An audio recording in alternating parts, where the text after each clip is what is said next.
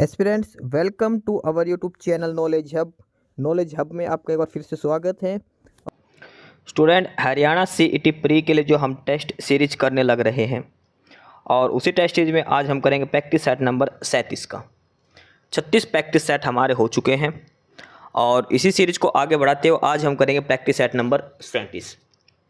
ये जो test series हम कर रहे हैं हम हरियाणा सीईटी एग्ज़ाम के लिए। हरियाणा सीईटी एग्ज़ाम का नोटिफिकेशन आ चुका है, ऑनलाइन एप्लीकेशंस स्टार्ट हो चुके हैं और रजिस्ट्रेशन आप कर सकते हैं। डिटेल में वीडियो हमने डाल रखी है, जो भी जानकारी है वहाँ पर आपको मिलेगी। ये टेस्ट सीरीज है, ये एचएसएससी जो एग्ज़ाम पैटर्न दिया है एचएसएससी ने नोटिफिकेशन में, उसी एग्ज़ाम पैटर्न के ऊपर हमने ये प्रैक्टिस सेट तैयार किया है। यानी कि जीके के प्रश्न भी आएंगे, कंप्यूटर के प्रश्न भी आएंगे, उसमें हिंदी भी आएगी, इंग्लिश भी आएगी, मैथमेटिक्स, रीजनिंग और हरियाणा जीके। 25 नंबर की हरियाणा जीके आएगी, बाकी 75 नंबर का बचा हुआ जो सिलेबस है वो सारा पूछा जाएगा। उसी आधार पर ये प्रैक्टिस सेट हमने तैयार किया है। 100% पूछे जाएंगे, 100 नंबर का आपका प्रैक्टिस टेस्ट है और पेपर भी आपका 100 ही नंबर का होगा, इसी पैटर्न पर आपका। और इससे पहले हम 36 प्रैक्टिस सेट कर चुके हैं। सभी की PDF आपको मिलेगी। टेलीग्राम चैनल है नॉलेज हब का, नॉलेज हब के नाम से टेलीग्राम चैनल है, उसका लिंक डिस्क्रिप्शन बॉक्स में है, वहाँ पर आपको PDF वगैरह इसकी मिलेगी। तो चलिए आज प्रैक्टिस सेट नंबर 37 हम शुरू करने वाले हैं। और ये जो टेस्ट सीरीज़ दी गई है ये आर्यभट्ट एकेडमी द्वारा टेस्ट सीरीज़ दी गई है। उनकी कॉन्टैक्ट डिटेल है, हेल्पलाइन नंबर दिए गए हैं, कोर्स वगैरह की जानकारी आप यहाँ से ले सकते हैं। तो प्रैक्टिस सेट नंबर 37 आज हम शुरू कर रहे हैं। सबसे पहले जीके के प्रश्न आएंगे, इसमें कुछ कंप्यूटर के प्रश्न भी पूछे जाएंगे। उसके बाद Haryana GK, English, Hindi, mathematics, reasoning सारे सब्जेक्ट इसमें तैयार किए गए हैं। टोटल 100% आपसे इसमें पूछे जाएंगे। तो प्रैक्टिस सेट नंबर 37 का पहला प्रश्न है, त्रिपिटक निम्नलिखित में से किससे संबंधित है? त्रिपिटक जैन धर्म से, बौद्ध धर्म से, सिख धर्म से या हिंदू धर्म से? देखो ये तो सभी को पता है, त्रिपिटक किससे संबंधित है? बौद्ध धर्म से है। किससे संबंधित है? बौद्ध धर्म से। त्रिपिटक क्या है? बौद्ध धर्म के 3 ग्रंथ हैं। कौन कौन से हैं? एक तो है विनय पिटक, दूसरा है अभिधम पिटक, ठीक है, और तीसरा है सूत पिटक। विनय पिटक, सूत पिटक और अभिधम पिटक, ये 3 जो है बौद्ध धर्म के ग्रंथ हैं, उनको कहा जाता है त्रिपिटक कहा जाता है, ठीक है। अच्छा, बौद्ध धर्म की संगतियों के बारे में अगर हम बात करें, बौद्ध धर्म की हमने मुख्यतः 4 ही संगतियाँ पढ़ी, लेकिन बौद्ध धर्म की टोटल कितनी संगति हुई है? 6 संगति हुई है। बौद्ध की हमने 4 ही पढ़ी है भाई, राजगृह, वैशाली, पाटलिपुत्र और कुंडलवन में हुई थी। इसके अलावा 2 और भी हुई है बौद्ध धर्म की, 5वीं और छठी। इसमें से 5वीं और छठी ये जो दोनों हुई थी, ये हुई थी बर्मा के अंदर, जो म्यांमार बोलते हैं, जो बर्मा देश बोलते हैं, वहाँ पर हुई थी 5वीं और छठी संगति।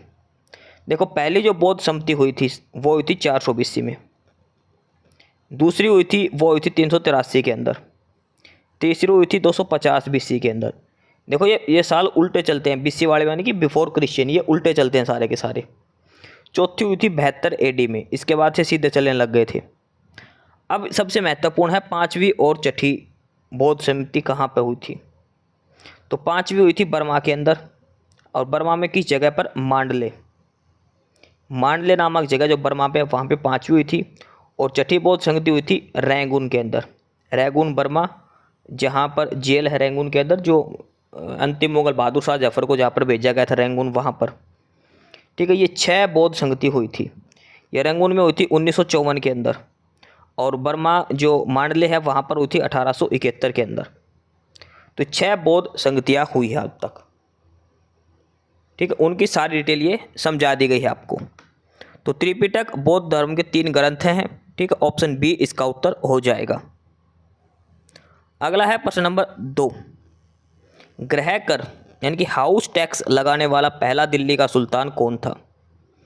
हाउस टैक्स लगाने वाला दिल्ली का पहला सुल्तान कौन था? बलबन, अलाउद्दीन खिलजी, मोहम्मद बिन तुगलक या फिर फिरोज शाह तुगलक? तो जिस दिल्ली के सुल्तान ने हाउस टैक्स लगाया था, गृह कर लगाया था, वो है अलाउद्दीन खिलजी। अलाउद्दीन खिलजी। अलाउद्दीन खिलजी का कार्यकाल कितना था? 1296 से लेकर 1316 तक। लगभग 20 साल का टेन्योर रहा था अलाउद्दीन खिलजी का, 1296 से लेकर 1316 तक। इसके अलावा अलाउद्दीन खिलजी ने और भी टैक्स चलाए थे। एक तो था जजिया, और एक था ज़कात। ये दोनों टैक्स थे, ये भी अलाउद्दीन खिलजी की ही देन थी। 1296 से 1316 इसका टेन्योर रहा था। तो प्रश्न नंबर 2 का ऑप्शन बी उत्तर हो जाएगा अलाउद्दीन खिलजी। अगला है प्रश्न नंबर 3। 3 कथन दे रखे 1 2 3 करके, और इसमें से आपको बताना है कि कौन सा कथन सही है। ये आपको बताना है 3 कथनों में से। पहला कथन दिया है कि भारतीय राष्ट्रीय कांग्रेस का पहला जो अधिवेशन है वो कलकत्ता में हुआ था। दूसरा दे रखा है कि भारतीय राष्ट्रीय कांग्रेस का दूसरा अधिवेशन दादा भाई नौरोजी की अध्यक्षता में हुआ था। तीसरा है कि भारतीय राष्ट्रीय कांग्रेस तथा मुस्लिम लीग दोनों ने लखनऊ में 1916 में अधिवेशन किया और लखनऊ समझौता हुआ था। अब बात करते हैं भारतीय राष्ट्रीय कांग्रेस के बारे में। भारतीय राष्ट्रीय कांग्रेस कब बना था, ये कांग्रेस कब बनी थी? 1885 के अंदर। किसने करा था कांग्रेस का गठन, किसने किया था? ए ओ ह्यूम ने। ए ओ ह्यूम ने 1885 में कांग्रेस का गठन किया था। ठीक है। सबसे पहले इसके जो वायसराय जो प्रेसिडेंट बने थे इसके वो बने थे व्योमेश चंद्र बनर्जी। जो भारतीय राष्ट्रीय कांग्रेस थी, इंडियन नेशनल कांग्रेस, इसके पहले जो चेयरमैन बने थे वो थे व्योमेश चंद्र बनर्जी, WC बनर्जी हम इसको शॉर्ट फॉर्म में लिखते हैं। तो पहला कथन दिया है कि भारतीय राष्ट्रीय कांग्रेस का पहला अधिवेशन कलकत्ता में हुआ, ये गलत है। कलकत्ता में नहीं हुआ, कहाँ पर हुआ था? ये बॉम्बे के अंदर हुआ था। किसके अध्यक्षता में? व्योमेश चंद्र बनर्जी के अध्यक्षता में 1885 में बॉम्बे के अंदर पहला अधिवेशन हुआ था भारतीय राष्ट्रीय कांग्रेस का। तो पहला कथन इसका गलत हो जाएगा, पहला स्टेटमेंट जो है वो गलत हो गई। अच्छा, कांग्रेस का गठन हुआ उस समय वायसराय कौन था? वायसराय वो था डफरीन। कांग्रेस की स्थापना किस वायसराय के शासनकाल में हुई थी? डफरीन के काल में। कई बार ये प्रश्न पूछा गया, SSC ने पूछा है। कांग्रेस की जब स्थापना हुई तो वायसराय कौन था? वो था डफरीन। तो पहला कथन तो यहीं गलत दे रखा है, कलकत्ता की जगह क्या आएगा? बॉम्बे आएगा। दूसरा कथन दे रखा कि कांग्रेस का दूसरा अधिवेशन दादा भाई नौरोजी की अध्यक्षता में हुआ था, ये बिल्कुल सही है। दूसरा अधिवेशन हुआ कब था? 1886 में। कहाँ हुआ था ये? कलकत्ता के अंदर। दूसरा अधिवेशन कलकत्ता में हुआ था और किसकी अध्यक्षता में? दादा भाई नौरोजी की अध्यक्षता में ये हुआ था। तीसरा दे रखा कि भारतीय राष्ट्रीय कांग्रेस और मुस्लिम लीग के बीच में 1916 में समझौता हुआ था, बिल्कुल सही है। 1916 में कांग्रेस और मुस्लिम लीग का समझौता हो गया था, और इसके अलावा कांग्रेस के जो नरम दल गरम दल थे वो भी एक हो गए थे। तो ये बोलते हैं लखनऊ समझौता। लखनऊ समझौता के लिए कांग्रेस से किसने भूमिका निभाई थी? बाल गंगाधर तिलक ने। और मुस्लिम लीग से मोहम्मद अली जिन्ना था। ठीक है, इन दोनों ने काफ़ी महत्वपूर्ण भूमिका निभाई थी। यानी कि भारतीय राष्ट्रीय कांग्रेस का अध्यक्ष जो नेतृत्व किसने किया था? बाल गंगाधर तिलक ने। और मुस्लिम लीग की तरफ से मोहम्मद अली जिन्ना ने नेतृत्व किया था। तो इसमें जो है सिर्फ और सिर्फ कथन एक गलत दिया गया है, ये कलकत्ता की जगह बॉम्बे आएगा। बाकी दूसरा और तीसरा कथन बिल्कुल सही दिया गया है। ठीक है, और ये बात लिखी है ऑप्शन सी के अंदर। ठीक है, तो प्रश्न नंबर 3 का ऑप्शन सी उत्तर हो जाएगा। अगला है प्रश्न नंबर 4। भारतीय संविधान का कौन सा भाग और अध्याय संघ और राज्यों के बीच विधायी संबंध के बारे में है? यूनियन और स्टेट के बीच में जो लेजिस्लेटिव रिलेशंस है वो कौन सा भाग, कौन सा अनुच्छेद दर्शाता है? भाग 11 चैप्टर 1, भाग 11 चैप्टर 2, भाग 12 चैप्टर 1 या भाग 12 चैप्टर 2? केंद्र और राज्य के संबंधों के बीच में, केंद्र और राज्य के संबंध, और ये दर्शाता है भाग 11। और उसका अध्याय 1 जो पहला संबंधित है वो है लेजिस्लेटिव रिलेशंस के बारे में, यानी कि विधायी संबंध को दर्शाता है केंद्र और राज्य का। भाग 11 अध्याय 1। अनुच्छेद की बात करें तो कौन कौन से अनुच्छेद आते हैं भाग 11 के इसके अंदर? अनुच्छेद 245 से लेकर 263 तक, आर्टिकल 245 से लेकर 263 तक इसके अंदर शामिल है। अगला है प्रश्न नंबर 5। एक साइड तो दे दिया ये हिल स्टेशन या चारागाह, दूसरी साइड उनके राज्यों के नाम दे रखे, कौन सा हिल स्टेशन कहाँ पर है? जैसे सबसे पहले दे रखा बन्नी। बन्नी जो चारागाह ये है कच्छ के अंदर, और कच्छ कहाँ है? गुजरात के अंदर। ठीक है, बन्नी चारागाह का कच्छ गुजरात के अंदर है ये। दूसरा है बुग्याल, और बुग्याल जो है ये है उत्तराखंड के अंदर। बुग्याल कहाँ है? उत्तराखंड के अंदर। ये जम्मू हिमाचल में भी और जम्मू में भी है, लेकिन सबसे ज़्यादा उत्तराखंड के अंदर है। तीसरा है खज्जियार। खज्जियार कहाँ है? ये है हिमाचल प्रदेश के अंदर। खज्जियार कहाँ आएगा? हिमाचल प्रदेश के अंदर। पहलगांव ये तो हमने सुन रखा, कहाँ पर? ये जम्मू कश्मीर के अंदर। ये मिलाप इनका आएगा, ये सारा डाटा आपको देखना है एग्जैक्ट ऐसे के ऐसे। बन्नी कच्छ के अंदर गुजरात में, बुग्याल ये है उत्तराखंड के अंदर, खज्जियार ये है हिमाचल प्रदेश के अंदर और पहलगांव ये है जम्मू कश्मीर के अंदर। अगला है प्रश्न नंबर 6। निम्नलिखित राज्यों में से किसमें अधिकतम औसत वार्षिक वर्षा सबसे अधिक होती है? तो एवरेज जो रेनफॉल है सबसे अधिक किस राज्य में होता है? सबसे अधिक बारिश वो होती है केरल के अंदर। केरल के अंदर सबसे अधिक औसत वार्षिक वर्षा होती है। ऑप्शन सी इसका उत्तर हो जाएगा। प्रश्न नंबर 7 काफ़ी अच्छा प्रश्न दिया है। इसमें पूछा है जो इंद्रधनुष होता है, जो रेनबो होता है, उसमें 7 रंग होते हैं रेनबो के अंदर। तो इसने पूछा दोनों तरफ कौन से रंग होते हैं, सबसे पहला और सबसे आखिरी, ये दोनों कलर कौन कौन से होते हैं? तो सबसे पहले ध्यान रखो, इंद्रधनुष जो बनता है वो 7 रंगों से बनता है और इसका फार्मूला क्या है? VIBGYOR, VIBGYOR, VIBGYOR. Violet, indigo, blue, green, yellow, orange और रेड, ये 7 कलर इंद्रधनुष के अंदर होते हैं। इसने पूछा है कि दोनों अंतिम सिरों पर, तो एक होता है वायलेट, दूसरा होता है रेड। वायलेट और रेड ये 2 कलर इसके अंदर होते हैं इंद्रधनुष के एंड में। ऑप्शन डी, बैंगनी और लाल। ठीक है, पर्पल भी बोल देते हैं, वायलेट भी बोल देते हैं, ध्यान रखना उसको, क्योंकि हिंदी में जब हम बोलते हैं तो उसको बोलते हैं बैनी हाफ पिनाला के नाम से। पहला रंग होता है बैंगनी, ठीक है, वायलेट कलर होता है, बैंगनी कलर होता है, बैंगनी और लाल। ऑप्शन डी इसका उत्तर हो जाएगा। प्रश्न नंबर 8 दिया है कि स्टील को कठोर बनाने के लिए उसमें क्या मिलाया जाता है? देखो, स्टील को कठोर बनाने के लिए हार्डनिंग जो करते हैं हम, तो उसमें क्या मिलाया जाता है? तो उसके अंदर मिलाया जाता है कार्बन की मात्रा। स्टील के अंदर जितनी कार्बन मिलाएंगे उतनी उसकी कठोरता पर प्रभाव पड़ेगा। तो स्टील की जो कठोरता है उसको बढ़ाने के लिए, हार्डनेस बढ़ाने के लिए हम क्या मिलाते हैं? उसके अंदर कार्बन स्टील के अंदर मिलाया जाता है। ऑप्शन ए इसका उत्तर हो जाएगा। इसके अंदर जो हम करते हैं वो हीट ट्रीटमेंट करते हैं, भी ध्यान रखना। हीट ट्रीटमेंट प्रोसेस हम इसमें करते हैं। हीट ट्रीटमेंट प्रोसेस हम करते हैं कार्बन के अंदर, स्टील के अंदर जब कार्बन मिलाते हैं उस समय। अगला है प्रश्न नंबर 9। आरबीसी जो हमारे शरीर की वो कहाँ पर बनती है? लाल रक्त कणिकाएं हैं वो हमारे शरीर में कहाँ पर बनती हैं? तो लाल रक्त कणिकाएं जो हमारे शरीर में बनती है वो बनती है बोन मैरो के अंदर। कहाँ बनती है? बोन मैरो, अस्थि मज्जा के अंदर बनती है आरबीसी। अच्छा, एक होता स्प्लीन। स्प्लीन यानी कि जो प्लीहा बोलते हैं वो क्या होता है? वो होता है ग्रेवयार्ड। ग्रेवयार्ड ऑफ आरबीसी, यानी कि आरबीसी जब खत्म हो जाती है तो कहाँ पे चली जाती है? लास्ट में स्प्लीन के अंदर। ठीक है, कब्रिस्तान बोलते हैं इसको, आरबीसी का कब्रिस्तान किसको बोलता है? स्प्लीन, प्लीहा हिंदी में इसको बोला जाता है। देखो, शुरू होती है बोन मैरो से, खत्म होती है स्प्लीन के अंदर। आरबीसी का ये ध्यान रखना, बोन मैरो से इनकी यात्रा शुरू होती है, स्प्लीन पे खत्म हो जाती है। अगला है प्रश्न number 10। Active required immunity is the result of production of. जो हमारे शरीर के अंदर एक्टिव जो एक्वायर्ड इम्यूनिटी है, जो रोग प्रतिरोध क्षमता है, तो ये किसके प्रोडक्शन से क्या बनता है? जब हमारे शरीर के अंदर जो इम्यूनिटी डेवलप होती है तो वो हमारे शरीर में बनती है एंटीबॉडी। एंटीबॉडी का मतलब क्या है? जो भी बीमारी है उसका उल्टा, मतलब कोई चीज़ हो रही है, जैसे शुगर खाने से, मतलब मीठा खाने से शुगर होती है, तो उसका उल्टा जो होता है वो एंटीबॉडी होता है। प्रश्न नंबर 10 का ऑप्शन ए उत्तर हो जाएगा। अगला है प्रश्न नंबर 11।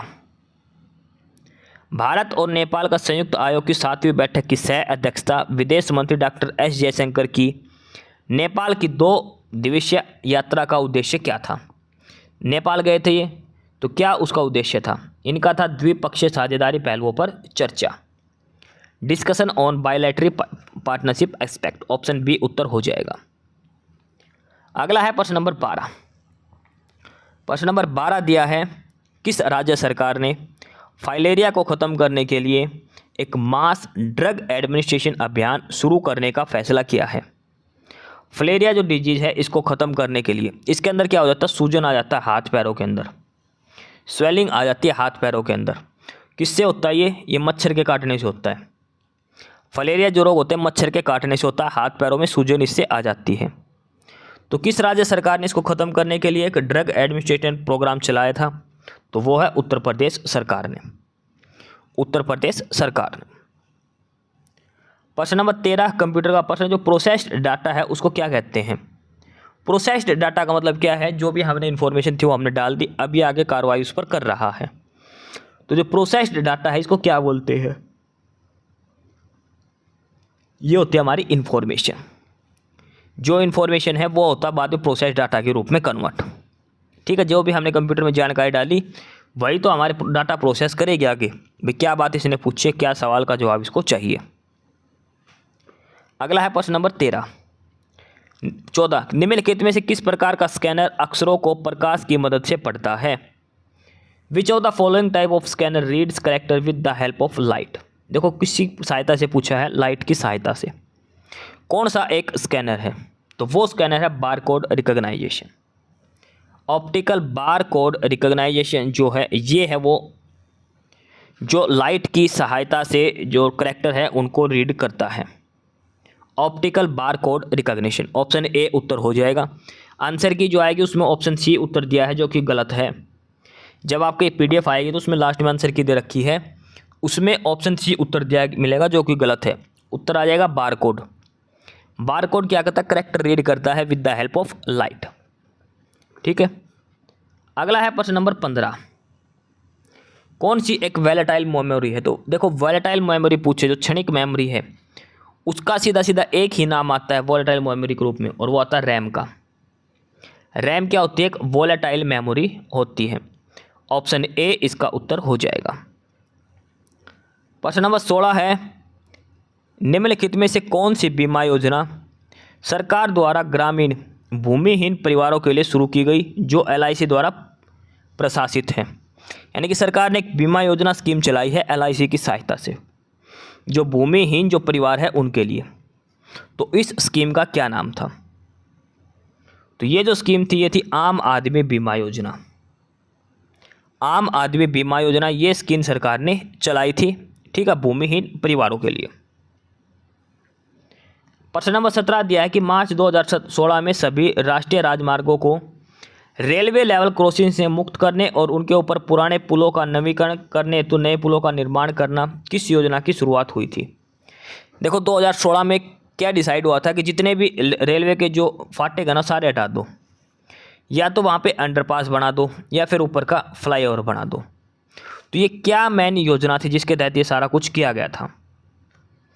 तो इस जो योजना था इसका जो नाम था वो था सेतु भारतम परियोजना।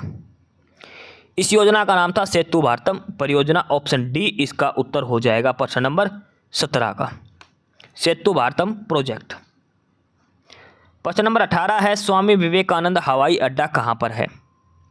स्वामी विवेकानंद हवाई अड्डा और यह है रायपुर छत्तीसगढ़ के अंदर। स्वामी विवेकानंद जो हवाई अड्डा है ये कहाँ पर है? रायपुर छत्तीसगढ़ के अंदर है। प्रश्न नंबर 19 है अम्बाड़ा कैंट की स्थापना कब हुई थी? अम्बाड़ा कैंट जो डिस्ट्रिक्ट है वो कब बना था? तो ये बना था 1843 के अंदर। अम्बाड़ा कैंट की स्थापना कब हुई थी? 1843 में अम्बाड़ा कैंट की स्थापना हुई थी। प्रश्न नंबर 20 देखो 18% तक जीके थे, उसके बाद अब लगातार 22 प्रश्न आएंगे हरियाणा जीके के। क्लास की PDF आपको टेलीग्राम चैनल पर मिलेगी, उसका लिंक नीचे डिस्क्रिप्शन बॉक्स में दिया गया है नॉलेज हब के नाम से। नॉलेज हब टेलीग्राम ज्वाइन करने का फ़ायदे बहुत है, हर सब्जेक्ट की PDF वहाँ पे डाल रखी है, आप चेक करना, ठीक है। तो हरियाणा जीके का ही प्रश्न करने। प्रश्न नंबर 20 कि मेवात जिले का नया नाम क्या है? तो सभी को पता है मेवात जिले का नाम बदल क्या कर दिया था? नू कर दिया था। कब की बात है? ये 2016 की बात है। 2016 में मेवात का नाम बदलकर नू रख दिया गया था। ऑप्शन डी उत्तर हो जाएगा। प्रश्न नंबर 21 है में कौन सा अति प्राचीन नगर नहीं है? यानी कि ऐसा शहर जो हड़प्पा वगैरह सभ्यता से संबंधित रखता हो, जैसे रोहतक, सोनीपत और अग्रोहा है, लेकिन पंचकुला का कहीं कोई जिक्र नहीं है। पंचकुला का खुद का भी कोई इतिहास नहीं, क्योंकि पंचकुला की स्थापना हुई थी 1995 के अंदर। पंचकुला कब बना था? 1995 के अंदर ये बना था। अगला है प्रश्न नंबर 22 हरियाणा का एक कपास उत्पादक क्षेत्र नहीं है, यानी कि यहाँ पर कपास सबसे कम होती है दूसरे राज्यों की तुलना में। झज्जर, फतेहाबाद, सिरसा या जींद, तो यह होती है झज्जर के अंदर। कपास होती है लेकिन पूरे हरियाणा के हिसाब से इसमें काफ़ी कम मात्रा में होता है। प्रश्न नंबर 23 है कि हरियाणा के वर्तमान एजी कौन है, एडवोकेट जनरल। तो पहले तो थे बलदेवराज महाजन, लेकिन बलदेवराज महाजन को हटा दिया गया है, उनकी जगह नया अपॉइंट किया गया है और इसका क्या नाम है, परविंदर सिंह चौहान। हरियाणा का नया जो एजी बनाया गया है, नया जो एजी बनाया गया है हरियाणा का, उसका क्या नाम है, परविंदर सिंह चौहान। परविंदर सिंह चौहान ये नया एजी बनाए गए हैं, एडवोकेट जनरल ऑफ हरियाणा। इससे पहले कौन थे, इससे पहले थे बलदेवराज महाजन। अच्छा, हरियाणा का पहला एजी कौन बना था, तो वो था आनंद राम स्वरूप आनंद। ठीक है, ये इसका नाम था हरियाणा का पहला एजी जो अगर पूछे तो। वर्तमान में है परविंदर चौहान। प्रश्न नंबर 24 दिया है आगे, 12वीं शताब्दी में से किसने हांसी के किले का पुनर्निर्माण करवाया। इस प्रश्न पे इम्पोर्टेंट क्या है, इसमें इम्पोर्टेंट है 12वीं शताब्दी की बात हो रही है। 12वीं शताब्दी में जो हांसी का जो किला है, असीगढ़ का किला, इसका पुनर्निर्माण किसने करवाया था, तो वो जो करवाया था अकबर, मोहम्मद गौरी या फिर पृथ्वीराज चौहान। तो वो जो करवाया था पृथ्वीराज चौहान ने। जो हांसी का किला है उसका पुनर्निर्माण करवाया था पृथ्वीराज चौहान ने करवाया था। ठीक है, पृथ्वीराज चौहान ने। लेकिन एक 1798 में जॉर्ज थॉमस ने भी किया था, 1798 में। लेकिन ये 12वीं सेंचुरी के बाद है, इसका उत्तर आ जाएगा पृथ्वीराज चौहान, ऑप्शन सी उत्तर हो जाएगा। प्रश्न नंबर 25 है, हरियाणा साहित्य संगम का प्रथम संस्करण कहाँ से हरियाणा में आयोजित हुआ। हरियाणा साहित्य संगीत का प्रथम संस्करण कहाँ से आयोजित हुआ था, ये हुआ था पंचकुला के अंदर। ऑप्शन बी उत्तर हो जाएगा, पंचकुला इसका उत्तर हो जाएगा। ठीक है, प्रश्न नंबर 25 का ऑप्शन बी उत्तर हो जाएगा, पंचकुला। अगला है प्रश्न नंबर 26। प्रश्न नंबर 26 दिया है, हरियाणा सरकार द्वारा जल संरक्षण मिशन किस वर्ष प्रारंभ किया गया था। जल संरक्षण मिशन किस वर्ष प्रारंभ किया गया था हरियाणा सरकार के द्वारा, 2001, 2, 3 या फिर 5। तो ये किया गया था 2001 के अंदर। जल संरक्षण मिशन 2001, ऑप्शन ए इसका उत्तर हो जाएगा प्रश्न नंबर 26 का। प्रश्न नंबर 27 है, जो POPS जो डाकघर जो पासपोर्ट सेवा केंद्र है, सबसे पहले 2 राज्यों में थे, पानीपत और करनाल के अंदर। तीसरा राज्य डिस्ट्रिक्ट कौन सा बनेगा। देखो अब तो लगभग सभी में आ चुका है, पहला था हिसार और करनाल। अब की बात करें तो अब जो तीसरा जो स्टेट बन गया है वो बन गया फरीदाबाद। कौन सा बन गया, फरीदाबाद। प्रश्न नंबर 28 दिया है, लाला लाजपत राय ने स्वदेशी आंदोलन में किस जिले से सक्रिय रूप से स्वदेशी आंदोलन के भाग लिया था। यानी कि जो स्वदेशी आंदोलन हुआ था उसमें लाला लाजपत राय ने किस डिस्ट्रिक्ट की तरफ से भाग लिया था, रोहतक, पानीपत, सोनीपत या फिर हिसार। तो ये था हिसार डिस्ट्रिक्ट। लाला लाजपत राय जो स्वदेशी आंदोलन का विरोध किया था वो हिसार डिस्ट्रिक्ट से करा था, हिसार के कॉलेज से। प्रश्न नंबर 29 है, कौन सा बांध हरियाणा में स्थित है। 3 बांध है जो हरियाणा में नहीं है, भाखड़ा नांगल पंजाब के अंदर, धमसाल बांध पंजाब के अंदर, रणजीत सागर पंजाब के अंदर। लेकिन जो अनंगपुर है ये हरियाणा के अंदर है। अनंगपुर डैम है जो है ये हरियाणा के अंदर, ऑप्शन बी उत्तर हो जाएगा। प्रश्न नंबर 30 है कि हरियाणा के पहले राज्यपाल कौन थे। हरियाणा के पहले राज्यपाल कौन थे, तो वो बने थे धर्मवीर सिंह। श्री धर्मवीर ये हरियाणा के पहले गवर्नर बने थे। ठीक है, श्री धर्मवीर का ऑप्शन बी उत्तर आपको याद रखना है। प्रश्न नंबर 31 है, हरियाणा में सांग का प्रारंभ किस कलाकार से माना जाता है। सांग जो कलाक्रिया है वो किस कलाकार की देन है, तो सांग जो देन है वो है किशन लाल भाट की। सांग जो प्रक्रिया है, जो सांग जो होता है हरियाणा में, ये किस कलाकार ने इसका जन्म दिया था, किशन लाल भाट ने दिया था, ऑप्शन बी उत्तर हो जाएगा। प्रश्न नंबर 32 दिया है, नभ छोर हरियाणा के किस जिले से प्रकाशित होने वाला अग्रणी संध्या समाचार पत्र है। नभ छोर कहाँ से प्रकाशित होता है, तो नबछोर जो प्रकाशित होता है वो होता है हिसार डिस्ट्रिक्ट से। ऑप्शन बी उत्तर हो जाएगा हिसार डिस्ट्रिक्ट से। प्रश्न नंबर 33 है, कौन सा कथन सही है कौन सा गलत है? हरियाणा का ये अक्षांशीय विस्तार बता रखा है। शिवालिक और अरावली की पहाड़ियाँ दक्षिण हरियाणा में हैं, तो इसमें ये दोनों ही कथन गलत दिए हैं, पहला भी गलत दूसरा भी। ये जो विस्तार दे रखा है ये अक्षांशीय नहीं, ये देशांतर विस्तार है हरियाणा का। देशांतर विस्तार यहाँ पर ये हरियाणा का दिया गया है, ठीक है। देशांतर विस्तार ये हरियाणा का दिया गया है, 74, 28 से लेकर 73, 36 का है, ये देशांतर विस्तार है हरियाणा का। इसने पूछा अक्षांश पर, अगर अक्षांशीय विस्तार की बात करें हरियाणा की तो वो है 27 डिग्री 39 मिनट से लेकर 30 डिग्री 35 मिनट का अक्षांशीय विस्तार। दूसरा है कि शिवालिक और अरावली की पहाड़ियाँ दक्षिण हरियाणा में नहीं, दक्षिण हरियाणा में है अरावली की, और उत्तर हरियाणा की बात करें तो वहाँ पर है शिवालिक की पहाड़ियाँ। तो इस प्रश्न में दोनों ही निष्कर्ष गलत दिए गए हैं, इनमें से कोई भी सही नहीं होगा। प्रश्न नंबर 35 दिया है, प्रश्न नंबर 34 दिया है कि प्राचीन पौराणिक गोकर्ण तालाब हरियाणा के किस जिले में है? गोकर्ण तालाब हरियाणा के किस जिले के अंदर है? तो ये है रोहतक डिस्ट्रिक्ट के अंदर। गोकर्ण तालाब कहाँ है? रोहतक डिस्ट्रिक्ट के अंदर है। प्रश्न नंबर 35 है, काफ़ी आसान सवाल है कि सुल्तान फिल्म में हरियाणा का पहलवान की भूमिका किसने निभाई थी? तो ये सुल्तान फिल्म जो आई थी वो आई थी सलमान खान की, सलमान खान इसका उत्तर हो जाएगा। प्रश्न नंबर 37 है कि हरियाणा में सबसे कम वन कहाँ पर है? सबसे कम जो वन है वो हरियाणा में कहाँ पर है? देखो, सबसे अधिक की बात करें तो वो है पंचकुला के अंदर। सबसे अधिक जो वन क्षेत्रफल हरियाणा में वो है पंचकुला के अंदर, और सबसे कम की बात करें तो वो है फतेहाबाद के अंदर। सबसे कम है फतेहाबाद के अंदर, सबसे अधिक है पंचकुला के अंदर वन क्षेत्रफल। प्रश्न नंबर 37 दिया है, खालसा पंथ की स्थापना किस महीने में हुई थी? देखो, खालसा पंथ की स्थापना किसने करी थी? गुरु गोविंद सिंह ने। गुरु गोविंद सिंह ने खालसा पंथ की स्थापना करी थी किस दिन? बैसाखी के दिन।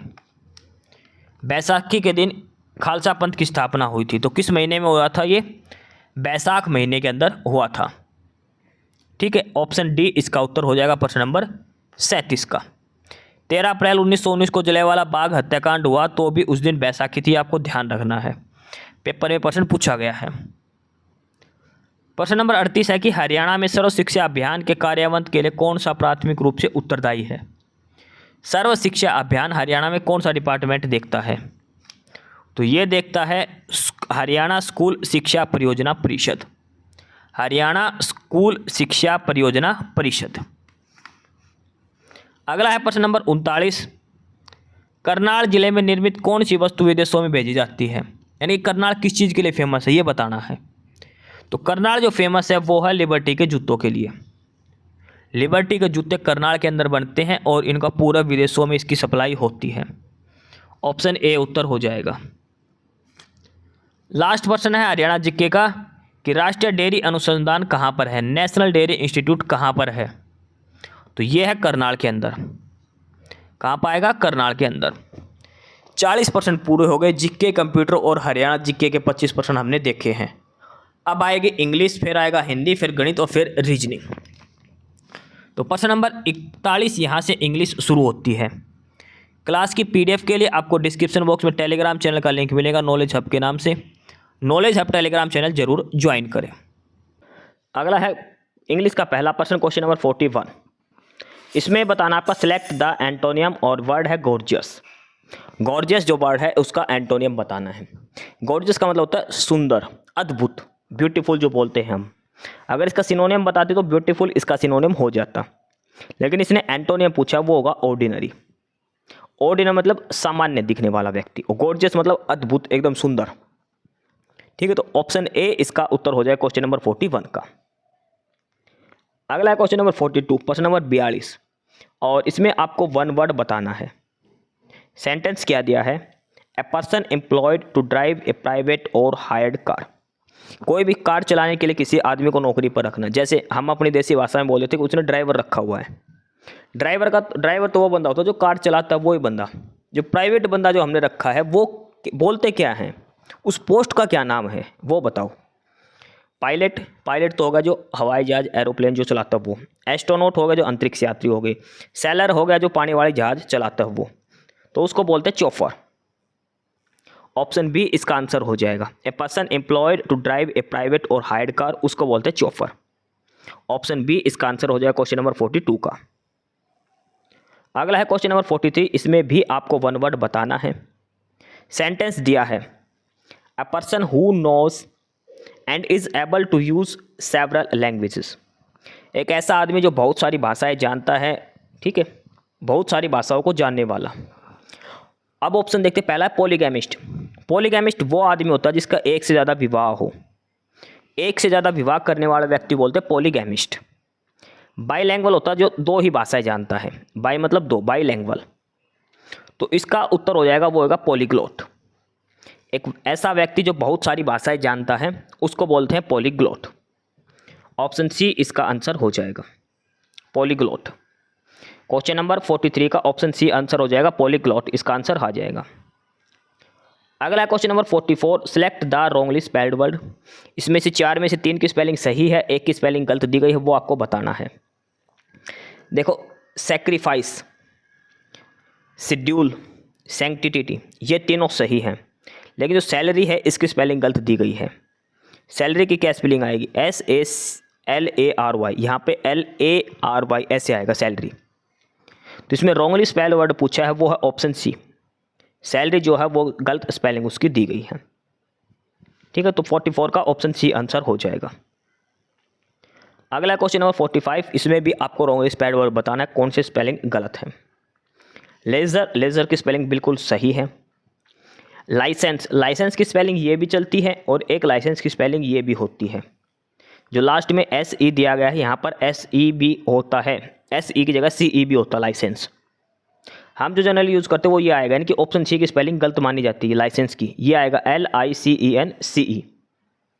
इंडिपेंडेंट, इंडिपेंडेंट की स्पेलिंग भी गलत दी गई है। इंडिपेंडेंट की स्पेलिंग क्या होती है, INDEPENDENT, इंडिपेंडेंट। ये ए दे रखा है, यहाँ पे क्या आएगा, ई आएगा इंडिपेंडेंट में। अगली स्टेटमेंट है जजमेंट, ये भी गलत दी गई है। जजमेंट की क्या स्पेलिंग आएगी, JUDGEMENT। इस पर्सन में गलत क्या दिया गया है, इसने पूछा है रॉन्गली स्पेल्ड वर्ड, ये रॉन्गली नहीं आएगा, इसमें बताना आपको करेक्ट कौन सा है, क्योंकि लाइसेंस की स्पेलिंग भी गलत है, इंडिपेंडेंट की भी गलत है और जजमेंट की भी गलत है। सिर्फ और सिर्फ ऑप्शन ए वाली स्टेटमेंट इसके अंदर सही दी गई है, बाकी बी, सी और डी पे जो स्पेलिंग है वो तीनों ही स्पेलिंग इसमें गलत दी गई है। तो इसमें पहले तो आपको पर्सन करेक्ट करना है कि इसमें करेक्ट स्पेलिंग बतानी, और वो है ऑप्शन ए की। अगर जब आप पर्सन सोल्व करोगे, प्रैक्टिस सेट का जो सॉल्यूशन मिलेगा उसमें ऑप्शन बी उत्तर दिया है वो गलत है, इसका उत्तर ऑप्शन ए आएगा। सिर्फ ऑप्शन ए की स्पेलिंग सही है, बाकी तीनों की स्पेलिंग गलत दी गई है इसके अंदर, ध्यान रख लेना क्वेश्चन नंबर 45 के अंदर। अगला है क्वेश्चन नंबर 46 और इसमें आपको बताना है इडियम। सेंटेंस दिया है, bite off more than one can chew, जितना आप चबा सको उससे ज़्यादा मुंह में तोड़ना, समझना। बाइट मतलब जो हम खाना खाते हैं ना, तोड़ते हैं मुंह में, वो एक बाइट ले लेना, मतलब उसको क्या बोलते हैं भाई, जितना चबाया नहीं जाए उससे ज़्यादा ले लेना मुंह में, उसको जो प्रॉपर बोलते हैं हम वो बोलते हैं to take more than one can deal with. एक आदमी जितना सहन कर सके उससे ज़्यादा जिम्मेवारी ले लेना, वो ना चादर से ज़्यादा बाहर पैर फंसाना, वो वाली बात है। जितना ब्योत है उससे ज़्यादा काम ओट लेना किसी का, वो। तो इसका आंसर हो जाएगा ऑप्शन बी। ठीक है, अगला है क्वेश्चन नंबर 47। 47 है, इसमें भी आपको इडियम बताना है। सेंटेंस दिया है, hit a bad patch. Hit a bad patch, और इसका मतलब होता है एक्सपीरियंस डिफ़िकल्टी। एक्सपीरियंस डिफ़िकल्टी, कठिनाइयों का सामना करने वाला। ऑप्शन सी इसका आंसर हो जाएगा, हिट ए बैड पैच का। अगला है क्वेश्चन नंबर 48 और ये आपको फिल इन द ब्लैंक करने हैं, खाली स्थान आपको भरना है।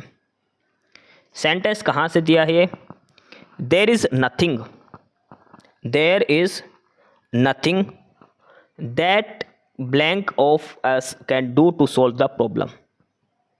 ऐसा कुछ भी नहीं है जो हम में से कोई भी एक प्रॉब्लम को सोल्व करे। तो इसमें क्या आएगा, देखो देयर इज नथिंग, ये पहले नेगेटिव दिया रखा है, देयर इज नथिंग ऐसा कुछ भी नहीं है, तो इसका मतलब यहाँ पे पॉजिटिव ही वर्ड लिखा जाएगा, नोट तो आएगा ही नहीं। तो नो वन, नन, ये तो आएगा नहीं। इसमें जो आएगा प्रॉपर आंसर आएगा वो आएगा any. There is nothing that any of us, हम में से कोई भी, can do solve the problem. ठीक है, ऑप्शन डी इसका आंसर हो जाएगा क्वेश्चन नंबर 48 का। अगला है क्वेश्चन नंबर 49, इसमें भी आपको फिल इन द ब्लैंक करना है, खालिस्तान आपको भरना है। सेंटेंस दिया है in my opinion he is the blank of all the brothers. देखो ही इज़ द लगता है हमेशा सुपरलेटिव डिग्री के साथ, तो इसमें ब्राइटली, ब्राइटर, ब्राइट ये सुपरलेटिव डिग्री नहीं है, सुपरलेटिव बनेगा ब्राइटेस्ट, द ब्राइटेस्ट, सबसे स्मार्ट, सबसे सुंदर।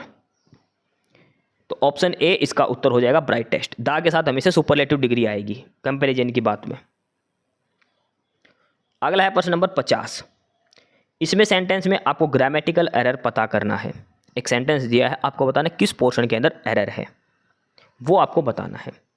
आराम से सेंटेंस पढ़ना, अपने आप दिखाई दे जाएगा। The researchers have discussed numerous sample of decorated sandstone including chapel art depicting the Egyptian goddess. अब देखो एक छोटा सा एरर है इसके अंदर जो आपको दिखाई देगा।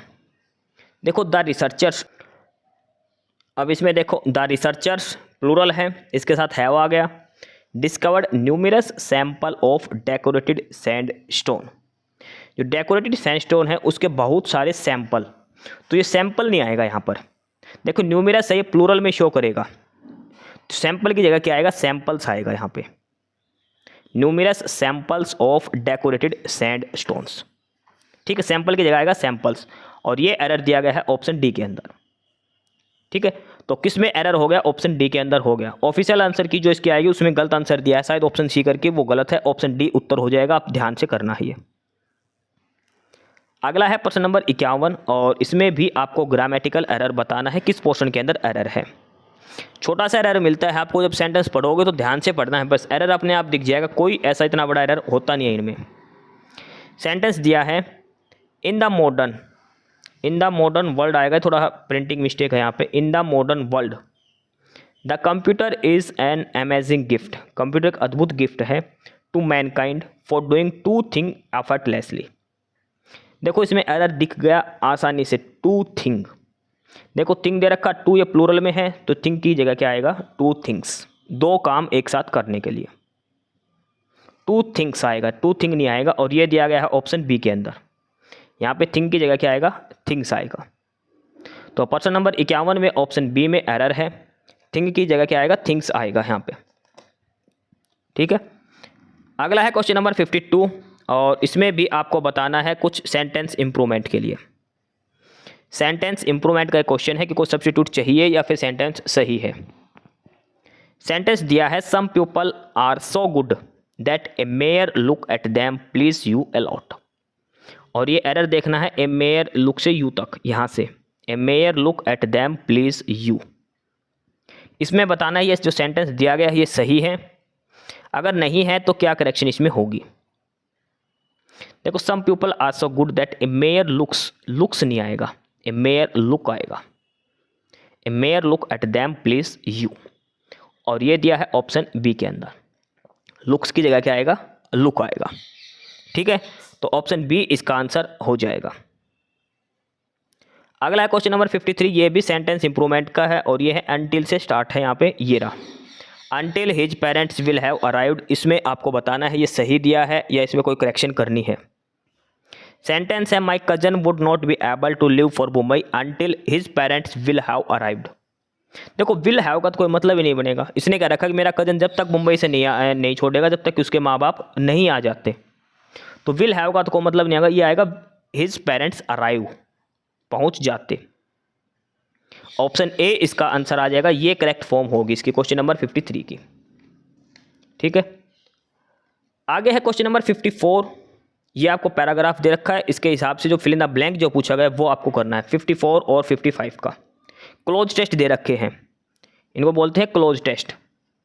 54 और 55 ये दोनों क्लोज टेस्ट दिए हैं, आपको पढ़ के खुद से करना है। 55 में तो चैरिटी ऑप्शन उत्तर हो जाएगा, इसका ध्यान रखना, बाकी आप देख लेना, ठीक है। 55% पूरे हो गए, यानी कि हमारी इंग्लिश पूरी हो गई। इस क्लास की PDF के लिए आपको डिस्क्रिप्शन बॉक्स में टेलीग्राम चैनल का लिंक मिलेगा नॉलेज हब के नाम से। आपको knowledge hub Telegram channel join कर लेना है। जो पहली बार क्लास देख रहा है वो यूट्यूब पर भी नॉलेज हब को सब्सक्राइब जरूर कर ले। प्रैक्टिस सेट नंबर 37 के 55 सवाल हो चुके हैं और अब हम करेंगे प्रश्न नंबर 56। यहाँ से हमारी हिंदी शुरू होती है। अब हम 15 सवाल करने और 15 प्रश्न करेंगे हिंदी के। प्रश्न नंबर 56 दिया है, सत्याग्रह का सही संधि विच्छेद करें। सत्याग्रह का संधि विच्छेद करें, तो सत्याग्रह का जो संधि विच्छेद होगा वो होता है सत्य प्लस आग्रह है। सत्याग्रह का संधि विच्छेद जो होगा वो होगा सत्य प्लस आग्रह है। कौन सी संधि है ये? दीर्घ स्वर संधि है। दीर्घ स्वर संधि का उदाहरण है ये सत्याग्रह, सत्य प्लस आग्रह। ऑप्शन डी इसका उत्तर हो जाएगा। अगला है प्रश्न नंबर 57, वज्रदेव में समास बताएं। वज्र के समान देह वाला, वज्रदेह। वज्रदेह के अंदर जो समास है वो होता है बहुव्रीहि समास। वज्र के समान देह वाला वो कौन सा समास हो गया? इसमें बहुव्रीहि समास हो गया। प्रश्न नंबर 58 दिया है, जिस वाक्य में एक सरल वाक्य के अलावा अन्य उपवाक्य आश्रित होकर आए उसे क्या कहते हैं? देखो, सरल वाक्य तो हो गया जिसमें एक कर्ता, एक कर्म, एक क्रिया दे रखी है। संयुक्त वाक्य होगा जिसमें दो सरल वाक्य जोड़ रखे हों। लेकिन जिस वाक्य में एक सरल वाक्य के साथ एक उपवाक्य भी दे रखा हो, वो उपवाक्य सरल वाक्य के ऊपर ही आश्रित हो, तो उसको क्या बोलते हैं? हम उसको बोलते हैं मिश्र वाक्य। क्या बोलते हैं? मिश्र वाक्य उसको बोलते हैं। यानी कि जैसे दोनों अलग अलग वाक्य बनाएंगे तो दूसरे वाक्य का अर्थ ही नहीं निकलेगा, लेकिन संयुक्त वाक्य में दो पूरे पूरे वाक्य होते हैं, तो ये हो जाएगा मिश्र वाक्य। ऑप्शन सी इसका उत्तर हो जाएगा प्रश्न नंबर 58 का। अगला है प्रश्न नंबर 59। इसमें दिया है, जहां वर्णों की आवृत्ति बार बार होती है कौन सा अलंकार होता है? जिस अलंकार में एक ही वर्ण की बार बार आवृत्ति होती है, जैसे चंदू के चाचा ने चंदू की चाची को चै चै चै आ रहा है, जैसे एक ही वर्ण की बार बार आवृत्ति होती है वो कौन सा अलंकार होता है? अनुप्रास अलंकार उसको कहते हैं। जहां एक ही वर्ण की बार बार आवृत्ति होती है उसको बोलते हैं अनुप्रास अलंकार। ऑप्शन सी उत्तर हो जाएगा। प्रश्न नंबर 60 दिया है, अपना उल्लू सीधा करना इस मुहावरे का क्या अर्थ है? अपना उल्लू सीधा करना इस मुहावरे का क्या अर्थ है? अपना उल्लू सीधा करना मतलब अपना खुद का काम निकाल लेना, अपने काम से मतलब रखना, अपना स्वार्थ साधना। ऑप्शन सी उत्तर हो जाएगा। अपना उल्लू सीधा करना इसका मतलब होता है अपना स्वार्थ साधना। ऑप्शन सी इसका उत्तर हो जाएगा प्रश्न नंबर 60 का। आगे दिया प्रश्न नंबर 61, जीवा के आधार पर स्वर कितने प्रकार के होते हैं? जीव के जो है ना, जीव का प्रयोग करते हैं उसके आधार पर स्वर कितने प्रकार के होते हैं? तो जीव के आधार पर स्वर 3 प्रकार के होते हैं। कौन कौन से? अग्र स्वर, दूसरा होता है मध्य स्वर और तीसरा होता है पश्य स्वर। यानी कि जो स्वर हम बोलते समय जीव का अगले भाग का प्रयोग करें वो होते हैं अग्र स्वर, जहाँ पर जीव के बीच का भाग का प्रयोग किया जाए वो मध्य स्वर, और जीव के अंतिम भाग से जो बोले जाएंगे वो होते हैं पश्य स्वर। ठीक है, 3 प्रकार के होते हैं जीवा के आधार पर। अगला है प्रश्न नंबर 62 और प्रश्न नंबर 62 में दिया है, निम्नलिखित शब्दों में से किसकी एक शुद्ध वर्तनी है? यानी कौन सा एक शब्द है जो शुद्ध रूप में लिखा गया है? आधीन, आकस्मात, आखंड और आखंड तांडव। इसमें देखो आधीन है, ये आधीन है जो गलत दिया गया है, ये होता है अधीन। क्या होता है? अधीन होता है, ये आधीन नहीं होता।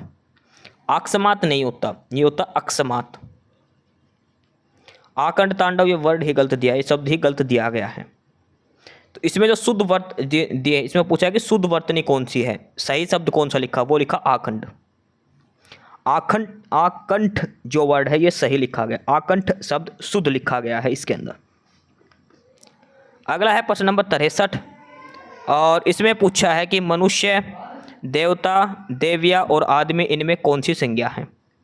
तो ये देखो सारे के सारे जो है ये एक जातिवाचक संज्ञा है, पूरी एक समूह को दर्शाते हैं। ये क्या हो गया? ये एक जातिवाचक संज्ञा, संपूर्ण जाति को ये दर्शाते हैं, मनुष्य जाति को।